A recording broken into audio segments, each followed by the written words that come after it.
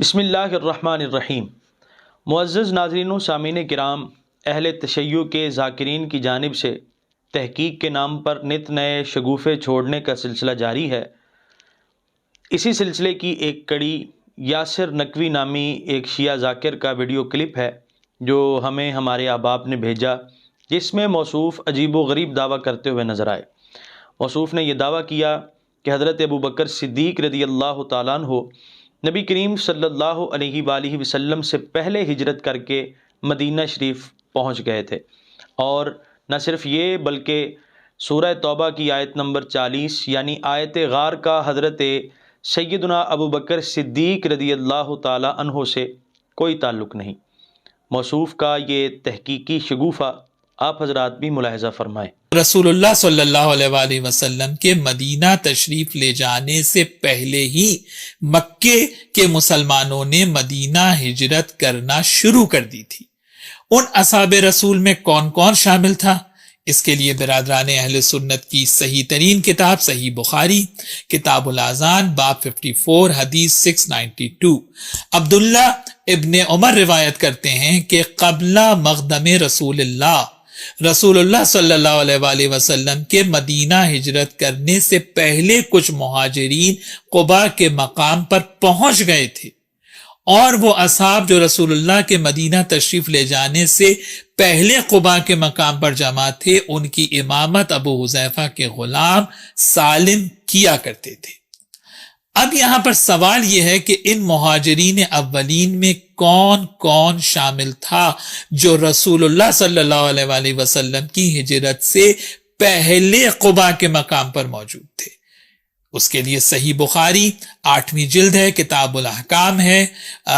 Chapter 25 ہے، اور حدیث نمبر 7175۔ سیم روایت حضرت عبداللہ ابن عمر سے کہ جو مہاجرین اولین ابی حذیفہ کے غلام سالم کی امامت میں وہاں نماز پڑھتے تھے قباء کے مقام پر،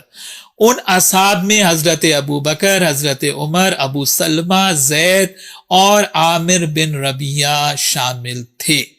یعنی صحیح بخاری سے ثابت ہوا کہ حضرت ابوبکر رسول اللہ کی ہجرت سے پہلے مکے سے ہجرت کر گئے تھے،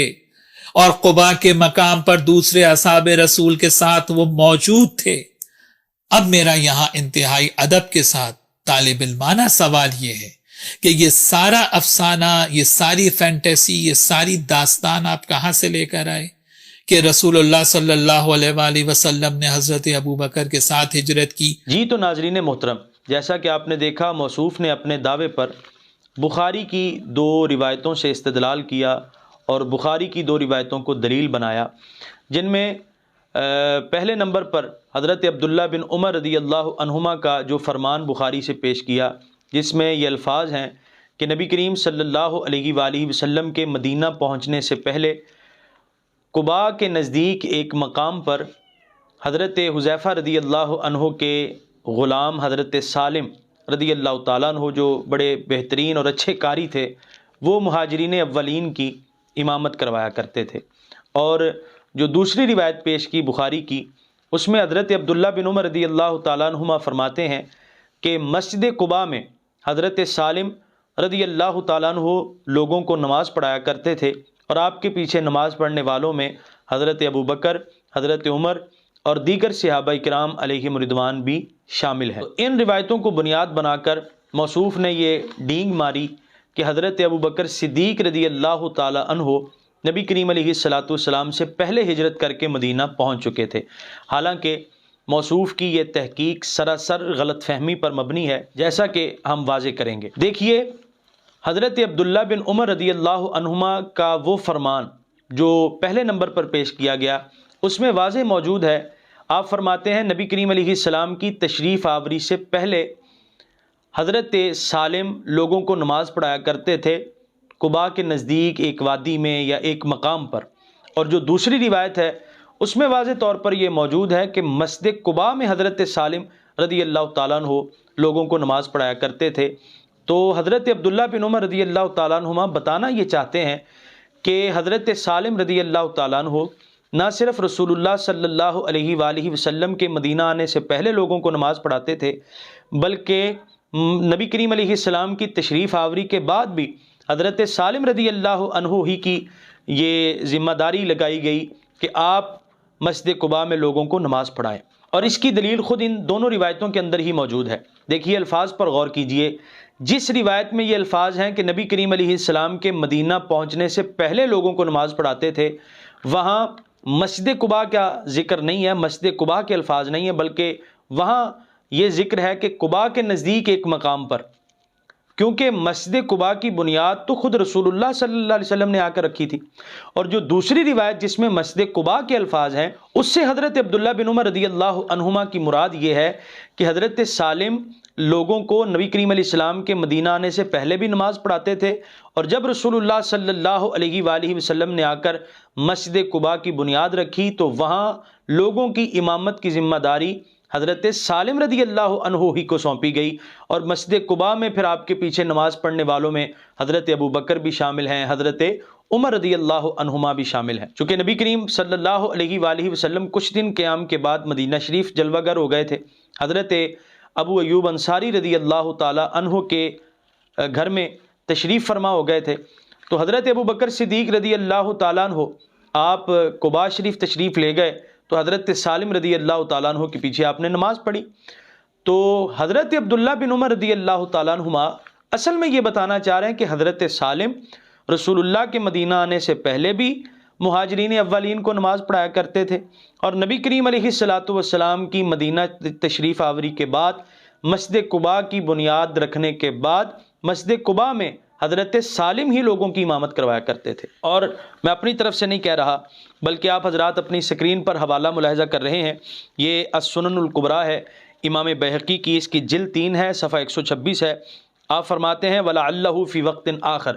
کہ یہ جس میں حضرت ابو بکر صدیق رضی اللہ تعالیٰ عنہ کا حضرت سالم کے پیچھے نماز پڑھنے کا ذکر ہے، تو یہ ایک دوسرے وقت کا بیان ہے۔ فَإِنَّهُ قَادِمَ ابو بکر رضی اللہ عنہ مع النبی صلی اللہ علیہ وسلم، کیونکہ حضرت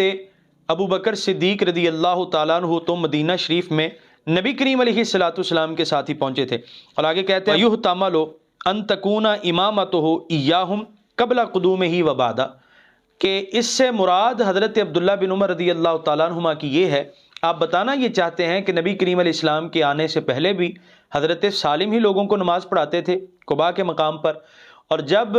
مسجد قباء کی بنیاد رکھی گئی، رسول اللہ صلی اللہ علیہ وسلم نے خود اس کی بنیاد رکھی، تو اس کے بعد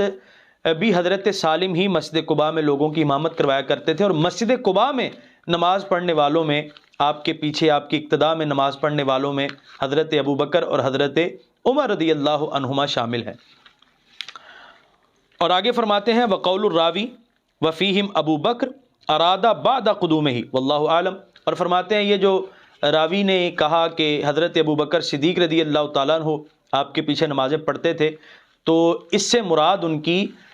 مدینہ شریف میں نبی کریم علیہ السلام کے ساتھ پہنچنے کے بعد کی ہے، کیونکہ حضور علیہ السلام نے خود آ کر مسجد قباء کی بنیاد رکھی، تو اب جب حضور علیہ السلام کے ساتھ پہنچ گئے تو اب کسی وقت میں حضرت ابو بکر صدیق رضی اللہ تعالیٰ عنہ نے نماز پڑھی، تو حضرت عبداللہ بن عمر نے حضرت سالم رضی اللہ عنہ کا مقام و مرتبہ بتانے کے لیے اور ان کی عزت عظمت بتانے کے لیے یہ بات بیان فرما دی۔ تو اس کا ہرگز و قطعاً مقصد یہ نہیں ہے کہ حضرت ابو بکر صدیق رضی اللہ تعالیٰ عنہ نبی کریم علیہ السلام سے پہلے مدینہ شریف پہنچے تھے۔ اور پھر اسی طرح آپ حضرات اپنی سکرین پر حوالہ ملاحظہ کر رہے ہیں، یہ بخاری کی شرح ہے فتح الباری امام ابن رجب حنبلی کی، آپ اس کی جلد 6 صفحہ 178 پر واضح فرماتے ہیں والمراد بہذا انہ کان یؤمہم بعد مقدم النبی، کہ یہ جو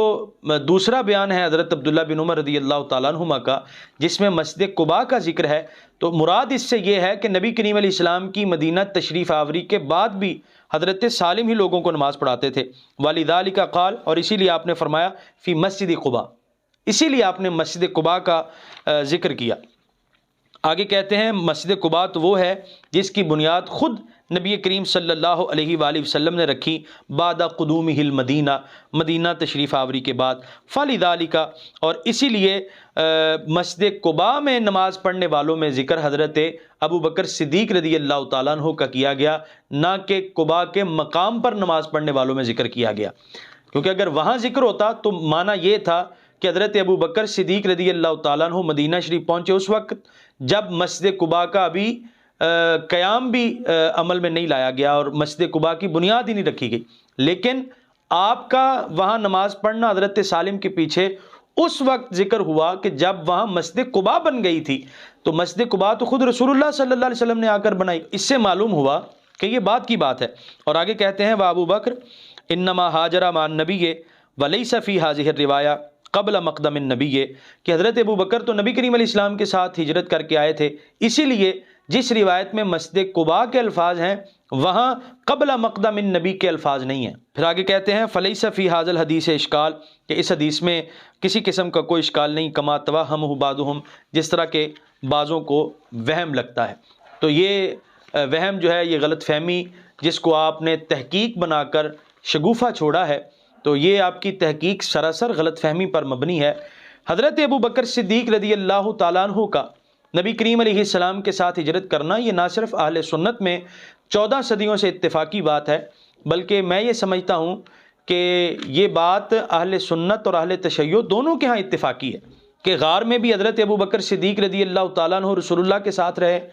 اور نبی کریم علیہ السلام کے ساتھ ہی آپ نے اپنی ہجرت مکمل کی اور رسول اللہ صلی اللہ علیہ وسلم کے ساتھ مدینہ شریف میں تشریف فرما ہوئے۔ دیکھیے، میں اس پر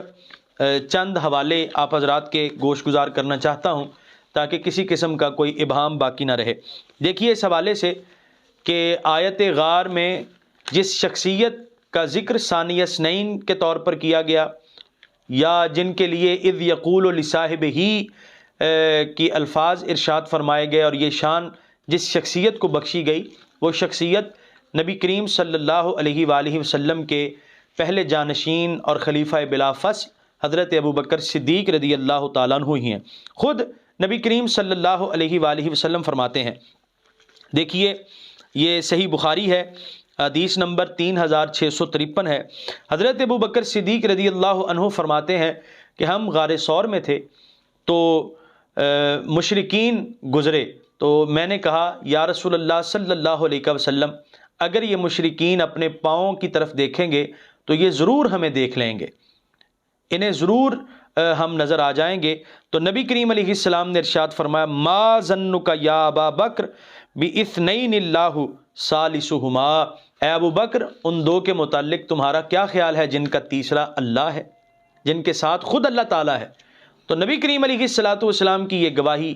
بالکل واضح طور پر موجود کہ ثانی اثنین اذ ہما فی الغار، اس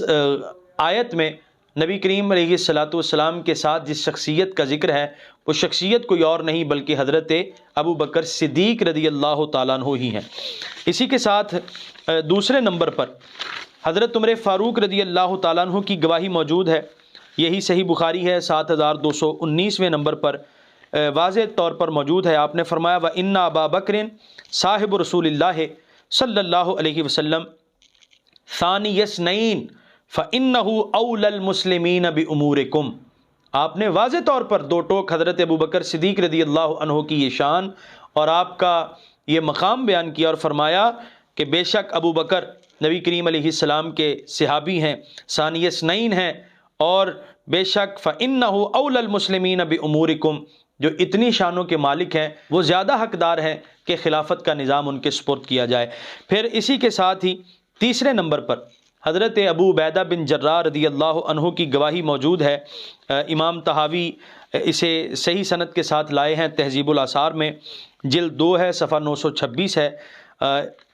1317ویں نمبر پر اس کو لائے ہیں۔ اسی کے ساتھ محمد بن سعد اسے الطبقات الکبریٰ میں جلد 3 صفحہ 181 پر صحیح سند کے ساتھ لائے ہیں۔ حضرت ابو عبیدہ بن جراح رضی اللہ تعالیٰ عنہ ارشاد فرماتے ہیں اتبایونی، کیا تم میری بیعت کرنا چاہتے ہو؟ وفیکم الصدیق، حالانکہ تم میں صدیق موجود ہیں، ثانی اثنین، جن کے متعلق آیت غار میں اللہ تعالیٰ نے فضیلتیں بیان فرمائی ہیں اور جن کی عظمت اور شان آیت غار میں بیان کی گئی ہے۔ اسی کے ساتھ صرف یہیں پر بس نہیں بلکہ اہل تشیع حضرات کے ابن ابی الحدید، انہوں نے شرح نہج البلاغہ کے اندر حضرت عمر اور حضرت ابو عبیدہ بن جراح رضی اللہ عنہما دونوں کی گواہی بیان کی۔ وہ کہتے ہیں حضرت عمر فاروق اور حضرت ابو عبیدہ بن جراح نے فرمایا ما ینبغی لأحد من الناس ان یکون فوقک،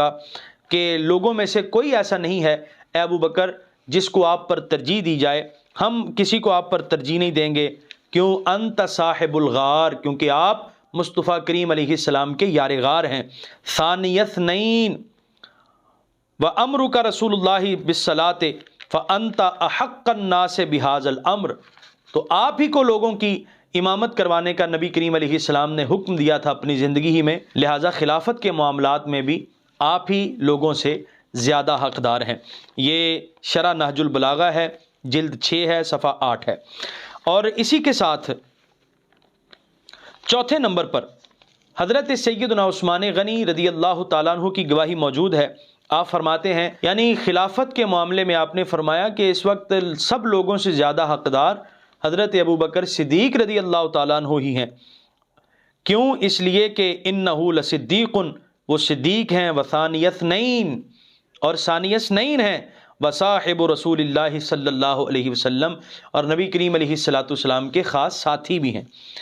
حضرت عثمان غنی رضی اللہ عنہ کا یہ فرمان امام خیثمہ بن سلیمان طرابلسی لائے ہیں اپنی کتاب فضائل صحابہ صفحہ 134 پر، اس کی سند بھی صحیح ہے۔ اس کے ساتھ 5ویں اور 6 نمبر پر حضرت مولا علی اور حضرت زبیر رضی اللہ عنہما کی گواہیاں موجود ہیں۔ آپ فرماتے ہیں انا نرا ابا بکر احق الناس بہا بعد رسول اللہ صلی اللہ علیہ وسلم انہ لصاحب الغار وثانی اثنین، فرمایا کہ نبی کریم علیہ السلام کے بعد خلافت کے امر کے سب سے زیادہ حقدار ہماری رائے میں بھی حضرت ابو بکر صدیق رضی اللہ تعالیٰ عنہ ہیں، کیونکہ وہ نبی کریم علیہ السلام کے یار غار ہیں، ثانی اثنین ہیں۔ یہ سنن کبریٰ ہے، جلد اس کی 8 ہے، صفحہ 263 ہے، 16587 نمبر پر امام بہقی اسے صحیح سند کے ساتھ لائے ہیں۔ اسی طرح امام حاکم نے اسے اپنی المستدرک میں جلد 3 صفحہ 70 4422 نمبر پر صحیح سند کے ساتھ بیان کیا ہے۔ 7ویں نمبر پر حضرت ربیہ بن کعب رضی اللہ عنہ کی گواہی موجود ہے۔ آپ فرماتے ہیں ھذا ابو بکر الصدیق، یہ ابو بکر صدیق ہیں، ھذا ثانی اثنین، یہ ثانی اثنین ہیں، وہی ثانی اثنین، وہی شخصیت جن کو اللہ تعالیٰ کے قرآن نے ثانی اثنین کہا اور جن کو اللہ تعالیٰ کے قرآن نے نبی کریم علیہ السلام کا یار غار کہا۔ مسند احمد ہے،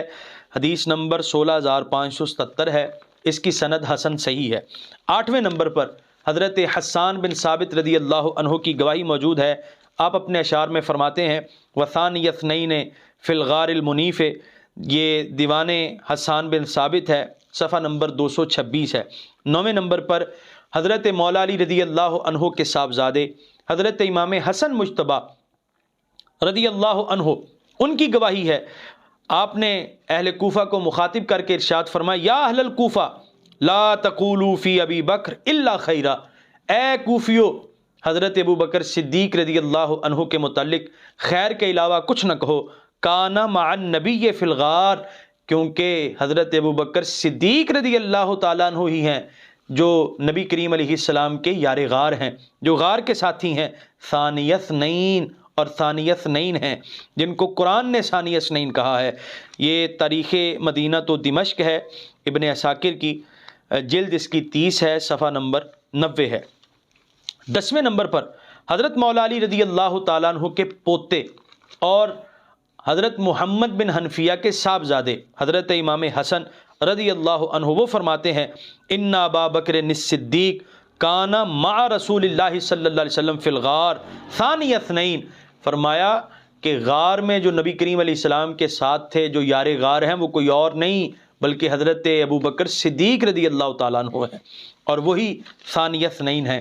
تلک عشرۃ کاملہ، یہ ہم نے 10 حوالے پیش کیے ہیں، اور اس پر مزید حوالہ جات بھی پیش کیے جا سکتے ہیں، لیکن طوالت کے خوف سے ہم اسی پر اکتفا کرتے ہیں۔ اسی کے ساتھ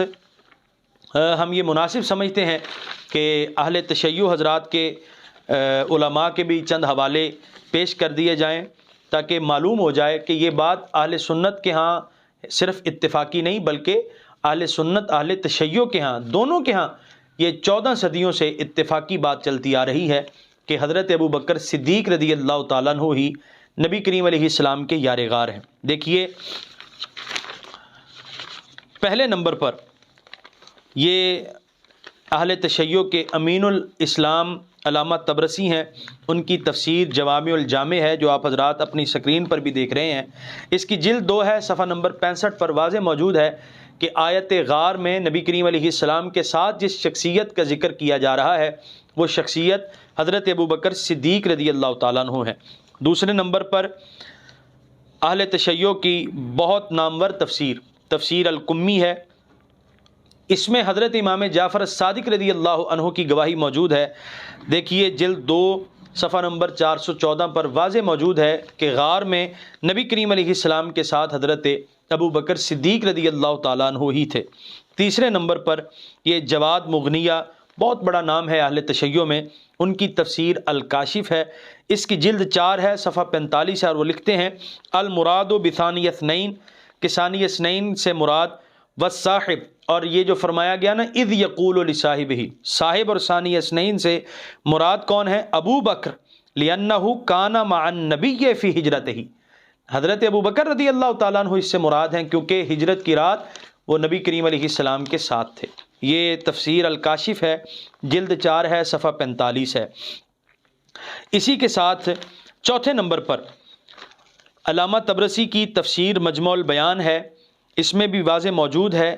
کہ آیت غار میں رسول اللہ صلی اللہ علیہ وسلم کے ساتھ جس شخصیت کا ذکر ہے وہ شخصیت حضرت ابو بکر صدیق رضی اللہ تعالیٰ عنہ ہے۔ دیکھیے تفسیر مجموع البیان ہے، جلد 5 ہے، صفحہ نمبر 45 ہے۔ 5ویں نمبر پر یہ شیعہ حضرات کے بہت بڑے علامہ السید نعمت اللہ الجزائری، ان کی تفسیر عقود المرجان ہے، یہاں بھی حضرت ابو بکر صدیق رضی اللہ تعالیٰ عنہ کا ذکر خیر آپ حضرات اپنی سکرین پر بھی دیکھ سکتے ہیں، جلد 2 ہے، صفحہ 309 ہے۔ اسی طرح 6 نمبر پر یہ علامہ سید عبداللہ شبر کی الجوہر الثمین ہے، جسے تفسیر شبر بھی کہا جاتا ہے، اس کی جلد 3 ہے، صفحہ 56 پر حضرت ابو بکر صدیق رضی اللہ عنہ کا ذکر خیر آیت غار کے تحت ملاحظہ کیا جا سکتا ہے۔ اسی طرح 7ویں نمبر پر یہ کتاب ہے الصافی فی تفسیر القرآن، یہ شیعہ محدث اور فقیہ ہیں کاشانی، ان کی کتاب ہے، یہاں بھی آیت غار کے تحت حضرت ابو بکر صدیق رضی اللہ عنہ کا ذکر خیر موجود ہے، جلد 3 ہے، صفحہ 412 ہے۔ 8ویں نمبر پر یہ علامہ مصطفی کی تفسیر روشن ہے، اس کی جلد 3 ہے، صفحہ 127 پر حضرت ابو بکر صدیق رضی اللہ عنہ کا ذکر خیر آیت غار کے تحت موجود ہے۔ اور اسی طرح 9ویں نمبر پر یہ تفسیر کنز الدقائق ہے، اس کی جلد 5 اور صفحہ 469 ہے، اور یہاں پر دیکھیں کہ تفسیر کنز الدقائق کے مصنف نے کس طرح اپنے خبث باطن کا اظہار کیا ہے اور اندر کی غلاظت کو کس طرح سپرد کرتاز کیا ہے۔ حضرت جناب سیدنا ابو بکر صدیق رضی اللہ عنہ کے نام نامی اس میں گرامی کے آگے نازیبہ الفاظ لکھے ہیں۔ یہ تفسیر ہے کنز الدقائق، اس کا مصنف ہے شیعہ مفسر و محدث محمد بن محمد المشہدی لعنت اللہ علیہ و مذہبی۔ اسی کے ساتھ 10ویں نمبر پر یہ محسن قراتی صاحب کی تفسیر ہے النور، اس کی جلد 3 ہے، صفحہ نمبر 400 پر واضح طور پر آیت غار کے تحت حضرت ابو بکر صدیق رضی اللہ عنہ کا ذکر خیر موجود ہے۔ تلک عشرۃ کاملہ، یہاں بھی ہم نے 10 حوالوں پر اکتفا کیا، وگرنہ تفسیر نمونہ، تفسیر رہنما اور تفسیر عمدۃ البیان اور دیگر تفاسیر کے اندر واضح اور دو ٹوک طور پر یہ موجود ہے کہ آیت غار میں جس شخصیت کا ذکر نبی کریم علیہ الصلاۃ والسلام کے ساتھ کیا گیا ہے وہ شخصیت حضرت ابو بکر صدیق رضی اللہ عنہ کی شخصیت ہے۔ اسی کے ساتھ شیعہ ذاکر یاسر نقوی نے ایک اور تحقیقی شگوفہ چھوڑا۔ موصوف کہتے ہیں کہ آیت غار میں کسی کا نام نہیں ہے، لہذا ہم اسے حضرت ابو بکر صدیق رضی اللہ عنہ کی شان نہیں مان سکتے۔ اور حد تو یہ ہے کہ سورہ توبہ کی 40ویں آیت مبارکہ اذ یقول لصاحبہ کو مفسرین نے لکھ دیا کہ یہ آیت حضرت ابو بکر کی شان میں ہے، جبکہ ایک تو آیت میں کسی کا نام موجود نہیں ہے۔ تو جناب اگر آپ کے ہاں یہی تحقیق کا معیار ہے تو میں چیلنج کے طور پر یہ کہتا ہوں، پوری دنیا رافضیت کو یہ چیلنج ہے کہ پورے قرآن سے ایک آیت دکھائیں جس میں حضرت مولا علی، حضرت سیدہ خاتون جنت، امام حسن اور امام حسین رضی اللہ عنہم اجمعین کا نام لے کر ان کی عظمت اور شان بیان کی گئی ہو۔ ایک آیت دکھائیں پورے قرآن میں سے۔ اور یہ یاد رکھیں، یہ قرآن وہ قرآن نہیں ہے جس کو پچھلے دنوں شیعہ ذاکرین کی جانب سے اوریجنل قرآن کی پیشین گوئی کے طور پر پیش کیا گیا تھا، بلکہ اس قرآن میں سے دکھانا ہوگا جو 14 صدیوں سے مسلمانوں کے ہاں رائج ہے، جو قرآن خود رسول اللہ صلی اللہ علیہ وسلم اپنی امت کو دے کر گئے، اس قرآن میں سے آپ نے یہ دکھانا ہے۔ کوئی ایک آیت دکھائیں جس میں حضرت مولا مرتضیٰ کا، حضرت سیدہ خاتون جنت کا، حضرت امام حسن اور امام حسین رضی اللہ عنہم کا نام لے کر ان کی فضیلت اور شان بیان کی گئی ہو۔ اور اگر آپ نہ دکھا سکیں تو میں یہی کہنا چاہوں گا، موتوا بغیظکم، اپنے حسد میں، اپنے غیظ و غضب میں جل کر مر جاؤ، اس کے علاوہ تمہارا کوئی حل نہیں ہے۔ پھر جاتے جاتے موصوف نے ایک اور تحقیقی شگوفہ چھوڑا۔ موصوف کہتے ہیں کہ یہ آیت حضرت ابو بکر صدیق رضی اللہ عنہ کی شان میں نہیں۔ کیوں؟ اس لیے کہ ام المومنین سیدہ عائشہ فرماتی ہیں کہ ہمارے بارے میں اللہ تعالیٰ نے کوئی آیت نازل نہیں فرمائی۔ تو یہاں بھی موصوف نے غلط فہمی کی بنیاد پر تحقیقی شگوفہ چھوڑا، حالانکہ وہاں اگر آپ سیاق و سباق دیکھا جائے تو بات بالکل اس سے الگ تھلگ ہے۔ جب مروان نے وہ آیت جس میں مذمت بیان کی جا رہی تھی حضرت عبد الرحمن بن ابو بکر رضی اللہ عنہما پر چسپاں کرنے کی کوشش کی، تو حضرت ام المومنین سیدہ عائشہ صدیقہ رضی اللہ تعالیٰ عنہ نے ارشاد فرمایا، تم جھوٹ بولتے ہو، اللہ تعالیٰ نے ہماری مذمت میں کوئی ایک آیت بھی نازل نہیں فرمائی۔ پورے قرآن میں کہیں کسی ایک جگہ بھی آل ابی بکر کی مذمت بیان نہیں کی گئی۔ فرمایا ہاں مگر اللہ تعالیٰ نے میری پاکیزگی ضرور بیان کی ہے۔ تو آپ نے ایک چیز بیان کر کے اشارہ یہ دے دیا کہ ہماری مذمت میں قرآن نہیں آیا، البتہ ہماری شان میں قرآن نازل ہوا ہے۔ اور اگر آپ کو اس پر بھی آپ نے تباہ آزمائی کرنی ہو کہ حضرت جناب سیدنا ابو بکر صدیق رضی اللہ عنہ کے حق میں قرآن کی کتنی آیتیں نازل ہوئیں، تو ہم اس میدان میں بھی آپ کی غلط فہمی دور کرنے کے لیے الحمدللہ تیار بیٹھے۔ اور آخر پر یاسر نقوی نامی شیعہ ذاکر کو میری طرف سے ایک تحفہ، وہ تحفہ بھی قبول فرمائیں